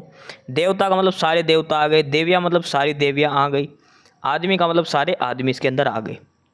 अगर किसी एक का नाम दिया होता स्पेसिफिक तो वो व्यक्तिवाचक संज्ञा हो जाती। ये संपूर्ण जाति को दर्शाता तो कौन सा हो गया? जातिवाचक संज्ञा। ऑप्शन डी इसका उत्तर हो जाएगा प्रश्न नंबर 63 का। अगला है प्रश्न नंबर 64, वह बहुत अच्छा लड़का है, इस वाक्य में वह कौन सा सर्वनाम है? वह बहुत अच्छा लड़का है, इस वाक्य में जो वह शब्द दिया है इसमें कौन सा सर्वनाम है? तो ये सर्वनाम है निश्चयवाचक सर्वनाम। इसमें निश्चय है कि वह फिक्स लड़का बताया गया है, परिस्थिति है जो पूरी ज्ञात है इसके अंदर। तो ऑप्शन बी इसका उत्तर हो जाएगा, निश्चयवाचक सर्वनाम। हिंदी का अगला है प्रश्न नंबर 65। निम्नलिखित शब्दों में विशेषण को पहचानिए। इसमें से विशेषण शब्द कौन सा है? मजहब, पीड़ा, नैतिक और अज्ञान। तो इसमें से जो विशेषण शब्द है वो है नैतिक। नैतिक शब्द क्या है? इसमें विशेषण का भाव रखता है। ऑप्शन बी इसका उत्तर हो जाएगा प्रश्न नंबर 65 का। अगला है प्रश्न नंबर 66। आप वहां मत जाइए, इसमें रेखांकित पद का पद परिचय क्या होगा? आप वहां मत जाइए। देखो इसमें क्या बताया गया? मत जाइए, मना किया गया है, तो इसमें कौन सा होगा? निषेधवाचक अव्यय। वहां मत जाइए का मतलब क्या हो गया? निषेधवाचक अव्यय होगा इसके अंदर। आंसर की में इसका उत्तर ऑप्शन बी दिया है जो गलत है, इसका ऑप्शन ए होगा। ध्यान रखना, जो आपको पीडीएफ मिलेगी उसमें इसका उत्तर बी दिया मिलेगा, जो गलत है इसका उत्तर होगा ऑप्शन ए, निषेधवाचक अव्यय है मत। अगला है प्रश्न नंबर 66। भवानी शब्द का पुल्लिंग शब्द क्या होगा? भवानी जो शब्द है इसका पुल्लिंग रूप क्या होगा? भगवती, भाव, भवानी या भगवान। तो इसका पुल्लिंग रूप होगा भाव। भाव का स्त्रीलिंग होता है भवानी, ध्यान रखना। भवानी जो माता आदि शक्ति है भवानी। ऑप्शन बी इसका उत्तर हो जाएगा भाव। अगला है प्रश्न नंबर 68। इसमें दिया है मैंने राधा के लिए कपड़े खरीदे। इस वाक्य में कारक कौन सा है? देखो इसमें चिन्ह प्रयोग हुआ के लिए। कर्ता ने कर्म को करण से के लिए, ठीक है। कर्ता ने कर्म को करण से, आपादान से अलग संप्रदाय के लिए। देखो के लिए दो जगह यूज होता है। के लिए चिन्ह करण के लिए भी है और संप्रदान कारक के लिए भी है के लिए, ठीक है। तो इसमें जो आएगा वो होगा संप्रदान कारक। कर्ता ने कर्म को करण से के द्वारा, अच्छा के लिए नहीं होता, वो के द्वारा होता है, के द्वारा। तो इसमें कर्ण कारक तो होगा ही नहीं, से के लिए दिया गया है, ये होता है संप्रदान कारक के अंदर। तो इसका उत्तर हो जाएगा ऑप्शन सी, के लिए चिन्ह पूछा है, ये होगा संप्रदान कारक का। प्रश्न नंबर 68 का ऑप्शन सी उत्तर हो जाएगा। प्रश्न नंबर 69 दिया है अष्ट शब्द का तद्भव रूप क्या होगा? अष्ट शब्द का तद्भव रूप, ये तत्सम शब्द दिया है, इसका तद्भव रूप आपको बताना है, तो वो होगा 8। क्या होगा? 8 इसका तद्भव रूप होगा, ठीक। ऑप्शन डी इसका उत्तर हो जाएगा प्रश्न नंबर 69 का। हिंदी का आखिरी प्रश्न है प्रश्न नंबर 70। किस शब्द में उपसर्ग का योग है? किस शब्द में उपसर्ग का योग है? देखो किसके अंदर उपसर्ग किया गया है प्रयोग? अगहन में भी नहीं है, अकड़ में भी नहीं, अगरू में भी नहीं है। उपसर्ग का जो प्रयोग हुआ वो है अधीर में, ए प्लस में धीर। तो इसका उत्तर हो जाएगा ऑप्शन डी, प्रश्न नंबर 70 का। 70% हमारे हो चुके हैं और यहाँ पे हमारी आके हिंदी भी पूरी हो गई है। अब हमारे 30% बचे हैं। 15 सवाल गणित के आएंगे, 15 आएंगे रीजनिंग के। क्लास की आपको पीडीएफ चाहिए तो डिस्क्रिप्शन बॉक्स में टेलीग्राम चैनल का लिंक है नॉलेज हब के नाम से, आपको knowledge hub Telegram channel join कर लेना। और जो पहली बार क्लास देख रहा है वो यूट्यूब पर भी नॉलेज हब को सब्सक्राइब जरूर कर लेना, ठीक है। अब हम शुरू करते हैं। गणित के 15 सवाल देखेंगे, उसके बाद 15 सवाल देखेंगे रीजनिंग के। गणित का पहला सवाल प्रश्न नंबर 71 दिया है, प्रैक्टिस सेट नंबर 37 का। इसमें पूछा है जब किसी संख्या के 8 गुणा में 4 जोड़ा जाए तो प्राप्त परिणाम 3 अंकों की सबसे छोटी संख्या होती है, तो वो संख्या बताओ। देखो सबसे पहले तो बताओ 3 अंकों की सबसे छोटी संख्या क्या होती है? वो होती है 100। 3 अंकों की सबसे छोटी संख्या ये आपको ज्ञात होना चाहिए, क्या होती है? 100 होती है। अब इसने आगे क्या बोला है वो देखो। संख्या हमने, उसने पूछा कि किसी संख्या के 8 गुणे में, तो सबसे पहले हमने वो संख्या मान ली कितनी थी? x थी। अब इसने दिया कि x के 8 गुणा करना है, 8x, इसमें 4 जोड़ दिया तो ये हमें 3 अंकों की सबसे छोटी संख्या यानी कि कितना मिलता है? हमें 100 मिलता है। 8x जमा 4 बराबर 100, ये बन गया हमारी इक्वेशन। जो प्रश्न दिया है इसके हिसाब से हमने संख्या x मान ली, तो क्या बन गया? 8x जमा 4 बराबर 100। 4 इधर लेके आएंगे तो कितना आएगा? 8x बराबर 100 में से 4 गया तो 96। x कितना आ जाएगा 96/8 यानी कि 12। तो वो संख्या कितनी थी 12 थी। ठीक है, ऑप्शन ए इसका उत्तर हो जाएगा प्रश्न नंबर 71 का। अगला है सवाल नंबर 72। इसमें दिया है यदि किसी संख्या के दुगुना करके उसमें 20 जोड़े तो वही उत्तर मिलता जो उस संख्या को 8 गुणा करके 4 घटाने पर मिलता है, तो संख्या बताओ। देखो ऐसे सवाल में सबसे पहले संख्या मान ली x। अब क्या दे रखा है, इस संख्या का दुगुना 2x हो गई, इसमें 20 जोड़ दिया तो जो मिलेगा ना वो उस संख्या का 8 गुणा करके 4 घटाने पर मिलेगा। ये दे रखा है 2x जमा 20 बराबर 8x माइनस 4। ये इक्वेशन बनेगी। अब 2x में से ये 8x है, 8x में से 2x गए तो 6x बचेगा, और ये 20 दे रखा है, 20 में से 4 गया तो 20 और 4 24 हो जाएगा। 20 और 4 कितना हो जाएगा 24 हो जाएगा। तो इसको भाग देंगे, x बराबर 24/6, 24/6 का मतलब क्या होगा 6 चौक 24, तो x का मान कितना आ जाएगा 4 आ जाएगा। वो संख्या कितनी थी 4 थी। प्रश्न नंबर 72 का उत्तर हो जाएगा ऑप्शन बी। अगला है सवाल नंबर 73।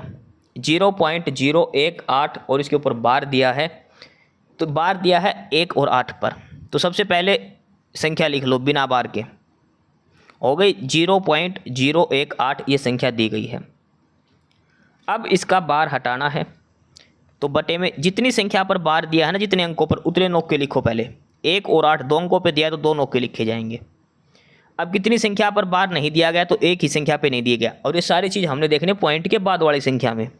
पॉइंट के बाद सिर्फ इस 0 पे बार नहीं दिया गया, तो यहाँ पे क्या आएगा 0, 1 0 आ जाएगा। 18/990 आएगा। 18/990, 18 एकम 18, 18 5 90, 18 5 90, 1/55 ऑप्शन ए उत्तर हो जाएगा। ठीक है, सबसे पहले संख्या को पॉइंट हटा के लिखो, उसके बाद जितनी संख्या पर बार दिया उतने नौके, जितनी पर नहीं दिया उतनी 0 लगानी है। ठीक है, ऑप्शन ए उत्तर हो जाएगा। अगला है सवाल नंबर 74। सवाल नंबर 74 क्या दिया है, 85% वेतन खर्च करने के बाद आलोक प्रति माह 1200 रुपये बचाता है, तो उसका मासिक वेतन कितना है। भाई एक व्यक्ति को सैलरी मिलती है मान लो 100 रुपये, 100 में से उसने 85 रुपये बचा लिए, 85 रुपये खर्च कर दिए 85%, तो कितने रुपए बच गए भाई। 100 में से 85 खर्च हो गए, कितने बच गए 15 रुपये। लेकिन ये बचाता कितना, 15 की वैल्यू कितनी दी 1200। ठीक है, एक की वैल्यू कितनी हो जाएगी 1200/15 करेंगे तो 15 8 120, 80 रुपये। शुरू में सैलरी बताने कितनी थी 100 मानी थी ना, तो इसका 100 गुणा करेंगे तो 8000 रुपये उसकी सैलरी आ जाएगी। ठीक है, 15% हमारा बच गया, तो उसका 1200 दे रखा है, 100% की वैल्यू आ जाएगी 8000। चाहे ऐसे मान लो उसका वेतन टोटल मान लिया x वेतन था, पूरे महीने की सैलरी थी x, 85% खर्च कर दिया तो कितना बच गया 0.15x बच गया, उसकी वैल्यू दे दी 1200। हमें x का मान निकालना है, 0.15 नीचे आएगा, ये हटाएंगे तो ऊपर 100 चला जाएगा, इसको काट लो 15 8 120, 80 गुणा में 100, 8000 उत्तर आ जाएगा। तो सवाल नंबर 74 का ऑप्शन ए उत्तर हो जाएगा 8000। उसकी मासिक सैलरी कितनी है 8000 रुपये होगी। अगला है इसके बाद सवाल नंबर 75। इसमें क्या दिया है, एक कर्मचारी के वेतन में 30% की वृद्धि हो गई, जिससे उसका वेतन 910 हो गया, तो बढ़ोतरी होने से पहले उसकी सैलरी कितनी थी। देखो सिंपल सा सवाल है, पहले उसकी सैलरी थी 100, अब 30% बढ़ के कितनी हो गई 130 रुपये हो गई। इसने कहा कि 130 की जगह कितनी दे रखी है 910 हो गई, कितना गुना गया 13 5 65, 13 6 78, 13 7 91, 7 गुना हो गई। तो इसका मतलब इसकी जो पहले सैलरी थी वो भी 7 गुना थी। कितनी सैलरी थी पहले इसकी 700 रुपये थी, पहले इसको 700 रुपये मिलते थे, अब उसका 30% बढ़ के 910 रुपये इसको मिलने लग गए। ऑप्शन सी इसका उत्तर हो जाएगा। अगला है सवाल नंबर 76। कैरोसिन का मूल्य है 48 रुपये पर लीटर, स्प्रिट का मूल्य है 30 रुपये पर लीटर। कैरोसिन और स्प्रिट के मूल्य को किस अनुपात में मिलाएं कि मिश्रण को 60 रुपये प्रति लीटर के बेचने पर 50% का लाभ हो। देखो इसने 60 रुपये के भाव से अगर 1 लीटर बेचा है मिक्स को, तो 60% लाभ के बाद दिया है। तो पहले तो वास्तविक कीमत बताओ 50% लाभ के बाद। देखो 150% हो गया लाभ पर देने के बाद, कितना दे रखा है 60 रुपये में बेचा है। अगर इसको वास्तविक पर बेचता, नो प्रॉफिट नो लॉस पर, तो कितने में बेचता 60/150 गुणा में 100, और ये आ जाता 40 रुपये के भाव से। ठीक है, तो इसका मतलब है अगर मिक्सर को बिना प्रॉफिट पे बेचेगा तो कितने रुपए में बेचेगा, 40 रुपये पर लीटर के हिसाब से। अब एलिगेशन लगा दो, केरोसिन है 48 रुपये लीटर का, स्प्रिट है 30 रुपये लीटर का, और ये मिक्सर पर बेचेगा 40 रुपये के हिसाब से। एलिगेशन लगाएंगे तो ये इधर कितना बचेगा 10 और इधर बचेगा 8, यानी कि 5:4 बचेगा। ऑप्शन बी इसका उत्तर हो जाएगा सवाल नंबर 76 का। इसमें एक चीज़ ध्यान रखो, ये जो 60 रुपये जो प्रति लीटर बेचा है ये लाभ है, इसमें 50% लाभ हो गया। हमने पहले लाभ हटाना है क्योंकि नो प्रॉफिट नो लॉस पर ही एलिगेशन लगेगा। ठीक है, तो अगर 50% लाभ के बाद उसकी कीमत दे दी 60 रुपये, तो बिना लाभ के उसकी कीमत क्या होगी, यानी कि 150% हो गया वो क्रय मूल्य का 60 रुपये, तो 100% हो जाएगा पूरा क्रय मूल्य 60/150 गुणा में 100, ऐसे करके 40 आ जाएगा। तो 48, 30 और बीच में 40 रख के एलिगेशन आपको लगाना है। ऑप्शन बी उत्तर हो जाएगा सवाल नंबर 76 का। अगला है सवाल नंबर 77। दो संख्या 2:3 में है और उनका एलसीएम 36 है, तो संख्या बताओ। देखो ऐसे सवाल को करने से ना ऊपर मत उलझना, ऑप्शन देख लो। ऐसे कौन सा ऑप्शन है जिसका एलसीएम 36 आ रहा है। देखो जिसका 10 है उसका तो एलसीएम 36 आने से रहा भाई, 10 का मल्टीपल तो वही होगा जिस संख्या के लास्ट में 0 है, तो एलसीएम 36 आएगा नहीं। 12 और 14 का एलसीएम 36 नहीं आएगा क्योंकि 14 के पहाड़े में 36 आता ही नहीं।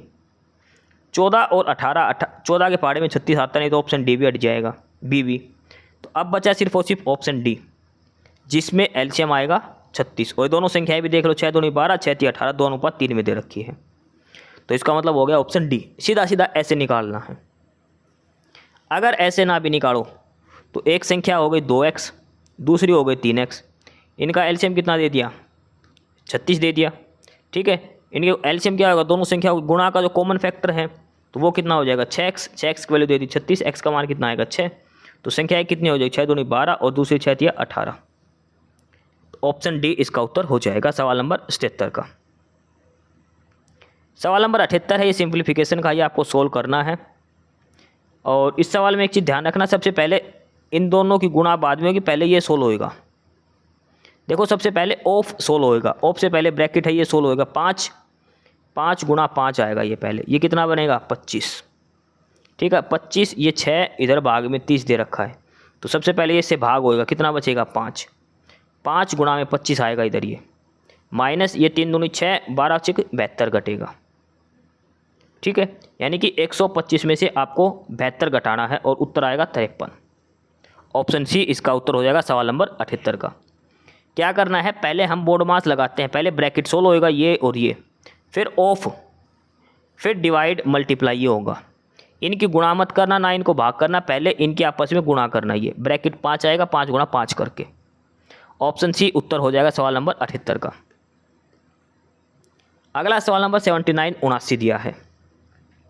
इसमें दिया है पी और क्यू की औसत आय है 4050 रुपये है, क्यू और आर की औसत आय है 6350, पी और आर की औसत आय है 4800 रुपये। तो पी की मासिक आय बताओ। इसमें हम तीनों की आय निकाल सकते हैं मासिक, कैसे। देखो पी प्लस क्यू की औसत आय दे रखी है 4050, तो टोटल आय कितनी हो जाएगी, डबल हो जाएगी। दो संख्याएं हैं, औसत क्या होता है 2 करके, तो इनकी टोटल आय कितनी हो जाएगी 8100 रुपये। पी प्लस क्यू की हो गई। क्यू प्लस आर की कितनी हो जाएगी टोटल आय, एवरेज दे रखा 6350, तो इसका डबल कर दो 12700। और आर प्लस पी दे रखा है, इनकी कितनी हो जाएगी 4800 है औसत, तो टोटल सैलरी कितनी हो जाएगी 9600 रुपये। अब इन तीनों इक्वेशन को जोड़ेंगे तो P plus Q plus R ये सारे 2 बार आएंगे और ये टोटल जोड़ कितना आ जाएगा इनका 30400। हमने सिर्फ P plus Q plus R निकाले, 2 को नीचे इससे भाग कर दो, तो P plus Q plus R कितना आ जाएगा 30400 को 2 से भाग करेंगे तो कितना आएगा 15200। अब हम देख लें हमें निकालना क्या है। P plus Q plus R का जो आ गया जोड़ 15200, P के मान निकालना, तो Q प्लस आर कितना दे रखा है 12700, तो 15200 में से 12700 घटा दो, कितना बचेगा 2500 रुपये। तो P की जो औसत आय होगी, P की टोटल आय होगी वो कितनी हो जाएगी 2500 रुपये पर मंथ P की सैलरी हो जाएगी। ठीक है, क्यू की निकालते तो P प्लस आर का मान रख देते, आर का निकालते तो P प्लस क्यू का मान वहाँ पे रख देते। ऑप्शन ए इस सवाल का उत्तर हो जाएगा सवाल नंबर 79 का। अगला है सवाल नंबर 80। दो संख्या 2:3 के अनुपात में दी गई है। पहली संख्या में 50 घटाया गया, दूसरी में 50 जोड़ा गया, तो अनुपात 1:4 हो गया। तो मूल संख्याओं का जोड़ बताना है। देखो पहली संख्या हमने मान ली x, दूसरी मान ली y, हो गया। इसके बाद इनका अनुपात दे रखा है, अच्छा अनुपात पहले ही दे रखा 2/3, तो एक तो संख्या हो गई 2x, दूसरी संख्या क्या हो गई 3x। भाई अनुपात में सेम मानेंगे। अब इसने कि पहले में से 50 घटाए, तो ऊपर वाले में से 50 घटा दिया, दूसरी में 50 जोड़ दिया, नीचे वाले में 50 जोड़ दिया। अब ये कितनी भिन्न बन गई, 1/4 बन गई। यानी कि 2x - 50 बटे में 3x + 50, ये दे रखा 1/4 के बराबर। आर पार गुणा करेंगे जब हम, तो लास्ट में हमारा 5x आ जाएगा 250 के, x का मान आ जाएगा 50। x का मान 50 आएगा तो एक संख्या थी 2x, एक संख्या थी 3x, एक संख्या थी 2x, एक संख्या थी 3x, तो ये टोटल कितना आ जाएगा 50 दूनी 100 और 50 दिया 150। इनको जोड़ेंगे तो टोटल कितना जोड़ आ जाएगा 250। इसने पूछा लास्ट में संख्याओं का जोड़ कितना होगा, तो संख्याओं का जोड़ कितना आ जाएगा इसका 250। इसका उत्तर हो जाएगा ऑप्शन बी करके। अगला है सवाल नंबर 81। 600 रुपये में एक पुस्तक को बेचने पर एक दुकानदार को 20% का लाभ हुआ, क्रय मूल्य बताओ। देखो 20% लाभ का मतलब कितने में बेची, 120% पे, उसकी वैल्यू कितनी होगी 600। क्रय मूल्य क्या होता है 100%, तो 600 बटे में 120 गुणा में 100, 12 5 60, 100 गुणा 5 करेंगे 500। यानी कि सवाल नंबर 81 का ऑप्शन बी उत्तर हो जाएगा 500। अगला है सवाल नंबर 82। इसमें क्या दिया है, एक राशि 2 साल में 720 और 3 साल में 792 हो जाती है, तो वार्षिक दर बताओ। देखो इस सवाल में ना ज़्यादा चक्कर में पड़ने की जरूरत नहीं है, बिल्कुल सीधा सा है। 720 से 792 हो गई एक साल के अंदर। भाई 2 साल में 720 हुई है, तो 2 से 3 में कितनी होगी 792। तो एक साल का ब्याज कितना मिला है 72 रुपये ब्याज मिला एक साल का। एक साल का ब्याज मिला 72 रुपये, कितने पे 720 रुपये पे, गुणा में 100। 10 से 1, 72 से 72, कितना परसेंट दर आ गई 10%। ऑप्शन सी इसका उत्तर हो जाएगा। पहले साल का निकालने की हमें जरूरत नहीं है, मूलधन निकालने की जरूरत नहीं है, लगातार 2 सालों का ब्याज दे रखा है, 2 साल का अमाउंट दे रखी है, तो ब्याज निकल जाएगा 72 रुपये का। ये इसका क्रय मूल्य हो जाएगा, ये इसका जो टोटल मूलधन है हो जाएगा, और ये अगला पहले साल का ब्याज हो जाएगा। ऑप्शन सी उत्तर हो जाएगा। सवाल नंबर 83 दिया है, और सवाल नंबर 83 क्या दिया है कि ए बी एक काम को 15 दिन में करते हैं। ए जमा बी कितने दिन में करते हैं 15 दिन में। बी जमा सी उस काम को कितने दिन में करते हैं 20 दिन में करते हैं। ये आगे दे रखा कि ए सी से दुगना अच्छा काम करता है, यानी कि ए की जो क्षमता है वो सी से डबल है। ये देख लिया। पहले यहाँ से टोटल काम निकालो, कितना हो गया 60 हो गया। ए प्लस बी की क्षमता 4 आ गई, बी प्लस सी की क्षमता आ गई 3। अब इसने देखो ए का मान दे रखा 2 सी के बराबर, यानी कि ए की जो क्षमता है वो सी के डबल के बराबर है। ए प्लस बी दे दिया 4। भाई ए प्लस बी की क्षमता कितनी आ गई हमारे पास 4 आ गई। ए का मान कितना है 2 सी, तो 2 सी जमा बी कितना आ गया 4। और यहाँ पे बी प्लस सी दे रखा है 3, बी प्लस सी दे रखा है 3। अगर ये आपस में घटाएंगे तो सी का मान कितना आएगा 1 आएगा। 2 सी प्लस बी बराबर 4, सी प्लस बी बराबर 3। तो यहाँ से अगर आपस में घटाएंगे ये, तो सी का मान कितना आ जाएगा 1 आ जाएगा। सी की क्षमता 1 आ गई, कुल काम है 60, तो सी कितने दिन में करेगा 60 बटे 1 की क्षमता से 60 दिन में करेगा। इसने लास्ट में यही पूछा है कि सी अकेला उस काम को कितने दिन में करेगा, तो वो पूरा करेगा 60 दिन के अंदर। ऑप्शन बी इसका उत्तर हो जाएगा सवाल नंबर 83 का। अगला है सवाल नंबर 84। इसमें दिया है रोहित और दिनेश एक दूसरे से 64 किलोमीटर दूर है। रोहित 15 किलोमीटर प्रति घंटा की स्पीड से चल रहा है, दिनेश 17 किलोमीटर प्रति घंटा की स्पीड से चल रहा है।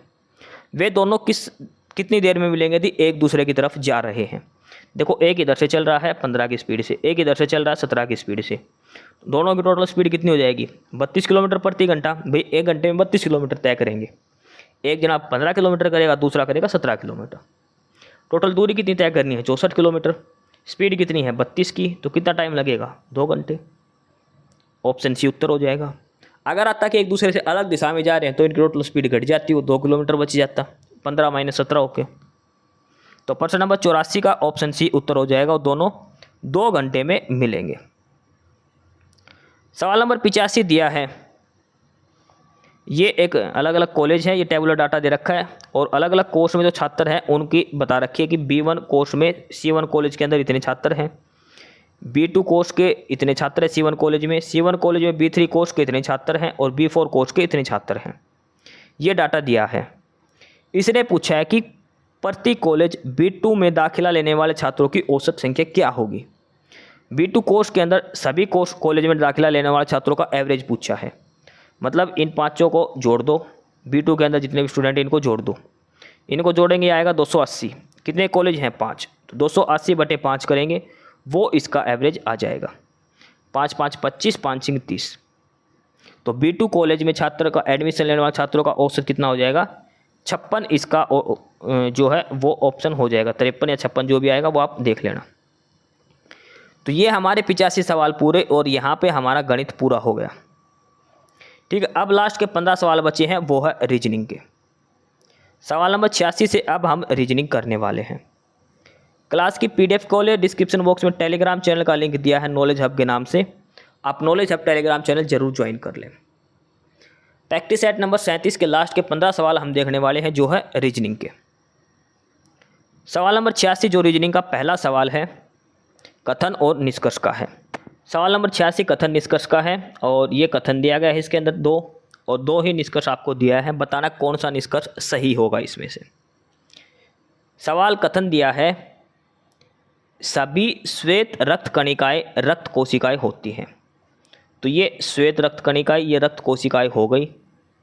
ठीक है, ये तो हो गई श्वेत रक्त कणिकाएं वाइट और ये हो गई ब्लड की। कुछ रक्त कोशिकाएं लाल है, यानी कि जो रक्त कोशिकाएं हैं ये कैसी है लाल है, ये रेड है।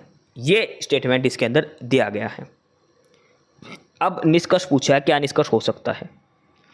पहला कि सभी रक्त कोशिकाएं लाल होने की एक संभावना है। देखो संभावना वाले जो भी निष्कर्ष पूछा जाए वो 99% सही होता है, जब तक कि वो सीधी बात गलत ना साबित हो।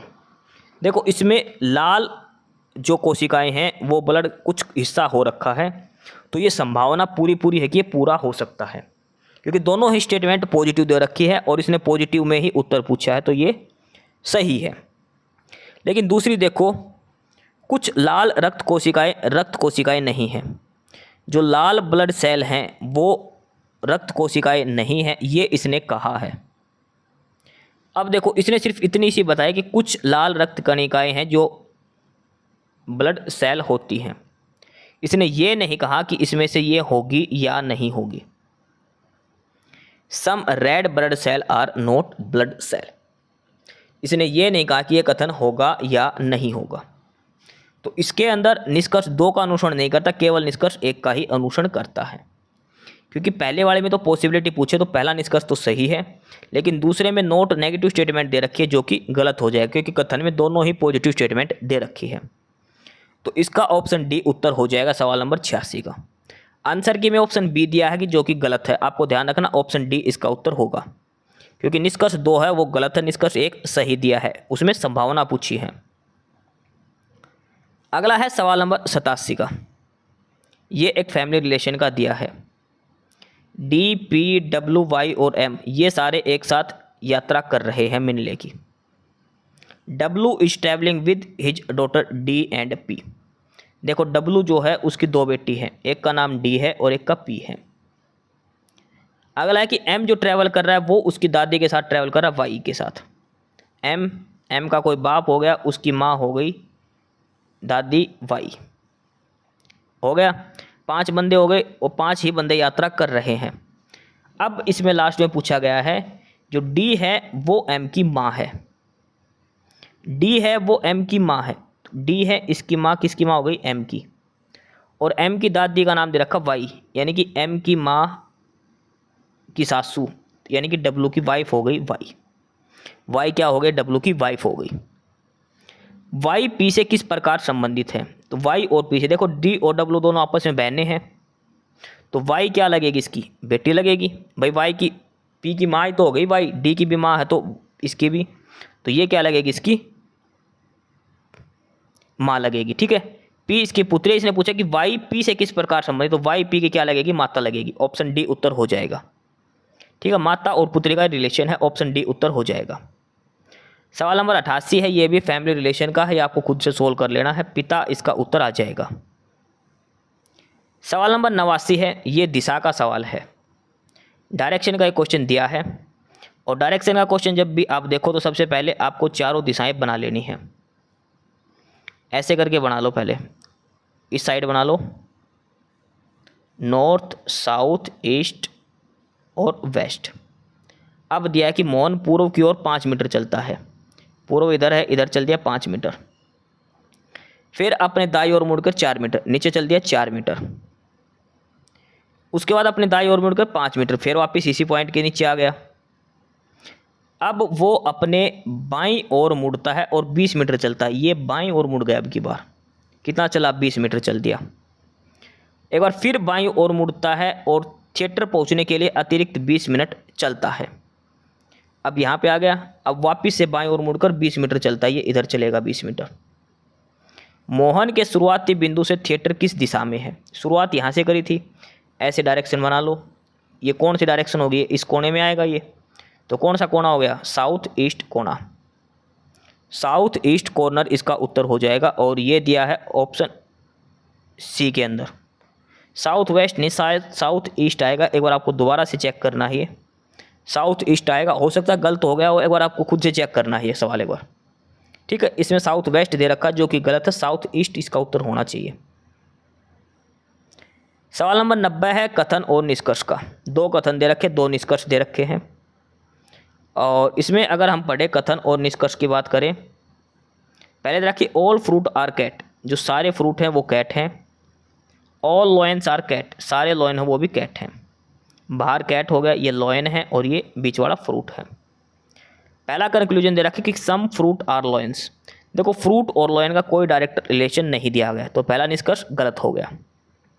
दूसरा है कि सम कैट आर लॉयंस, बिल्कुल ये कैट है बाहर वाला और अंदर लॉयन है, तो बाहर से अंदर वाली सारी स्टेटमेंट ट्रू है। कुछ कैट है वो लॉयन है, बिल्कुल है, तो केवल निष्कर्ष 2 का अनुसरण करता है और ये बात दे रखी है ऑप्शन डी के अंदर। इस सवाल का उत्तर हो जाएगा ऑप्शन डी, केवल निष्कर्ष 2 का पालन करता है। अगला है सवाल नंबर 91। इसमें दिया है कथन और निष्कर्ष। कथन है कि सभी जो कीट है वो सजीव हैं, सभी तितलियां हैं वो कीट हैं। तो इसमें ऐसे बनेगा, ये कीट हो गए, सभी कीट सजीव हैं, सभी तितलियां कीट हैं। ऐसे अंदर तितली है, ये कीट है और ये सजीव है। पहला निष्कर्ष दिया कि सभी तितलियां सजीव, बिल्कुल सजीव बाहर है, तितली अंदर है, बाहर से अंदर आएंगे तो सारे रिश्ते सही हैं। सभी कीट तितलियां हैं, सभी कीट तितलियां हैं। ऑल इंसेक्ट आर बटरफ्लाई, सभी कीट तितलियां हैं ये हम नहीं कह सकते, सभी कीट तितलियां नहीं हो सकती इसके अंदर। सभी तितलियां कीट हो सकती, सभी कीट तितलियां नहीं हो सकती। केवल निष्कर्ष 1 का ही पालन करता है और ये बात लिख रखी है ऑप्शन डी के अंदर। तो सवाल नंबर 91 का ऑप्शन डी उत्तर हो जाएगा। सवाल नंबर 92 है, ये सीटिंग अरेंजमेंट का सवाल है, हम इसे बैठा देते हैं। इस सवाल के अंदर एक छोटी सी चूक जो बच्चे करते हैं वो ये है कि इसमें दक्षिण दिशा की ओर मुँह करके बैठाना है। दक्षिण दिशा की ओर मुँह करने का मतलब इसमें जो लेफ्ट दिया है वो आपको राइट लेना है, राइट दिया है वो लेफ्ट लेना है। ऐसे बैठेंगे सारे अपनी साइड मुँह करके, ऐसे बैठा दो, इनका मुँह हमारी साइड होगा। अब बैठाओ, मोहन जो है वो बालू और राजू के बीच में बैठा है। ठीक है, मोहन बैठा है एक साइड, बालू बैठा है और एक साइड राजू बैठा है। राजू प्रवीण के ठीक दाएं ओर है। अब देखो मोहन के ठीक दाएं ओर तो बैठा है ये और मोहन के ठीक बाएं ओर बैठा राजू, लेकिन राजू जो बैठा है वो प्रवीण के ठीक दाईं ओर बैठा, तो प्रवीण कहाँ आएगा? इधर आएगा। ठीक है, प्रवीण का एकदम दायां ये हो जाएगा क्योंकि हमने उल्टी साइड देखना है। अमित बालू के दाईं ओर है तो अमित इधर आ जाएगा बालू के दाईं ओर। तो सबसे दाईं ओर कौन है? तो ये सीटिंग अरेंजमेंट बनेगी। सबसे दाईं ओर देखो, इसमें सबसे दाईं ओर मत देखना, उल्टी डायरेक्शन दे रखी है, दक्षिण दिशा यानी कि हमारी साइड मुँह है। तो सबसे दाईं ओर कौन बैठेगा? अमित बैठेगा। हमारा जो लेफ्ट होगा वो इसका राइट होगा और इसका जो लेफ्ट है वो हमारा राइट होगा। ये ध्यान रखनी है दक्षिण दिशा में। अगर ये उत्तर दिशा लिखता तो हम ऐसे सीधा सीधा ऐसे के ऐसे बना देते, ये इधर, ये इसके लेफ्ट, ये इसके राइट। दक्षिण दिशा में दे दिया तो ये दोनों ध्यान में रखना है। इस सवाल का उत्तर ऑप्शन बी हो जाएगा, अमित दक्षिण दिशा देने की वजह से इसमें जो बाएं दे रखा वो उसके दाएं होगा और जो दाएं दे रखा वो उसके बाएं होगा। ये ध्यान रखना दक्षिण दिशा वाले में। सवाल नंबर 93 दे रखा, इसमें से कौन सी आकृति अलग है। सवाल नंबर 93 में कौन सी आकृति अलग है, ये देखो। इसमें एक छोटी सी आकृति है जो अलग है, वो आपको देखना है। देखो एरो है, एरो के आगे ये ऐसे निशान लगाया है, एरो है, इसके आगे पीछे ऐसे निशान लगा रखे हैं, ठीक है। लेकिन ऑप्शन बी को ध्यान से देखो, हर सवाल के अंदर जो एरो है ना, एरो के मुंह के ऊपर निशान लगा रखा है, एरो के मुंह पर। लेकिन ऑप्शन बी में इस साइड एरो की पूंछ पे निशान लगाया हुआ है ये, तो ऑप्शन बी वाली इमेज इसमें सबसे अलग हो जाएगी। 94 नंबर सवाल है, इसमें भी पूछा है कि अलग क्या है। देखो एक तीर बाहर गया, एक अंदर की साइड, एक ऊपर गया, एक नीचे की साइड, एक ऊपर गया, एक नीचे की साइड, यानी कि जो तीर हैं, दो एरो दे रखे, दोनों एक दूसरे के अपोजिट डायरेक्शन में है, उल्टी डायरेक्शन में है। लेकिन ऑप्शन डी वाले दोनों ही एरो एक ही दिशा में है, तो इसका मतलब ऑप्शन डी इसका उत्तर हो जाएगा। सवाल नंबर 95 कथन और निष्कर्ष है। कथन दे रखा है कि 5 सितारा रेटिंग वाला एसी खरीदना अच्छा है। ये कथन दिया है, 5 स्टार एसी खरीदना अच्छा है। इसमें तर्क क्या हो सकता है कि हाँ इससे बिजली बचाने में सहायता होती है, बिल्कुल सही बात है। नहीं यह महंगा है, ऐसा तो कोई बात नहीं दे रखी भाई। 5 स्टार रेटिंग खरीदने का क्या फ़ायदा है एसी का। पहला ऑप्शन दे रखा है कि इससे बिजली बचेगी, दूसरा दे रखा है कि एक एक्सपेंसिव है, तो ये तो कोई मतलब ही नहीं है। पहले वाली बात तो सही है, 5 स्टार एसी का मतलब आपकी बिजली बचेगी, सीधी सी बात है। तो इसका उत्तर जो हो जाएगा ऑप्शन डी हो जाएगा, केवल तर्क एक मजबूत है। क्वेश्चन नंबर 96, 4 ऑप्शन दे रखे हैं, एक फिक्स पैटर्न पर है, आपको बताना है कि अलग कौन सा है इसमें से, ठीक है। जैसे टी के बाद डब्ल्यू के वाई और जेड, देखो एक साथ है, वाई और जेड एक साथ है। एस के बाद क्या आता है टी, ओ के बाद क्या आता है पी, डब्ल्यू के बाद एक्स आना चाहिए, यहाँ पे दे रखा वाई, तो ऑप्शन डी इसमें सबसे अलग दिया है। 3 और 4 नंबर के जो अल्फ़ाबेट है वो एक साथ सीक्वेंस में है, वाई जेड, एस के बाद टी, ओ के बाद पी, लेकिन डब्ल्यू के बाद एक्स आना था, वाई दे रखा है ऑप्शन डी के अंदर। ऑप्शन डी उत्तर हो जाएगा सवाल नंबर 96 का। 97 नंबर सवाल क्या दे रखा है, 3, 5, 30 जैसे बनते हैं, उसी आधार पर 6 और 5, 60 बनते हैं, तो ये सेम पैटर्न क्या होगा। 3, 5, 30 का जो संबंध है, 6, 5 और 60 का जो संबंध है, वो इनमें से किस ऑप्शन का उसी पैटर्न पर संबंध बताया गया है। इसमें क्या है, इसमें पहले वाले का डबल कर को दूसरे वाले से गुणा कर दो। पहले वाले नंबर का डबल करो, कितना हो गया 6, इसको 5 से गुणा कर दो, कितना आ गया 30। पहले वाला नंबर कितना 6, 6 का डबल कर दो, कितना आ गया 12, 12 को 5 से गुणा कर दो 60। अब ये ही जो फार्मूला वो किसके अंदर यूज किया गया है, पहले वाले का डबल करो, कितना होगा 6, 6 को 9 से गुणा करेंगे 54 आना चाहिए, 44 है जो गलत दिया गया है। अगला है 4 दूनी 8, 8 को 6 से गुणा करेंगे 48 आना चाहिए, 6 को 2 से गुणा करेंगे 12, 12 7 84, ऑप्शन सी सही है। इसमें देख लो 8, 4 का दूना 8, 8 तो 56 आना चाहिए जो 28 दिया है। केवल ऑप्शन सी के अंदर वो ट्रिक लागू होती है, वो फार्मूला लागू होता है, पहले वाले का डबल गुणा में दूसरे वाला नंबर बराबर तीसरी संख्या में मिलेगी, ऑप्शन सी उत्तर हो जाएगा। क्वेश्चन नंबर 94 है और इसमें भी आपको बताना है कि मिसिंग नंबर क्या होगा। जो रिलेशन 16 और 49 का है, सेम 18 और 55 का है, तो ऐसे ही 36 और किसका ये सेम रिलेशन होगा।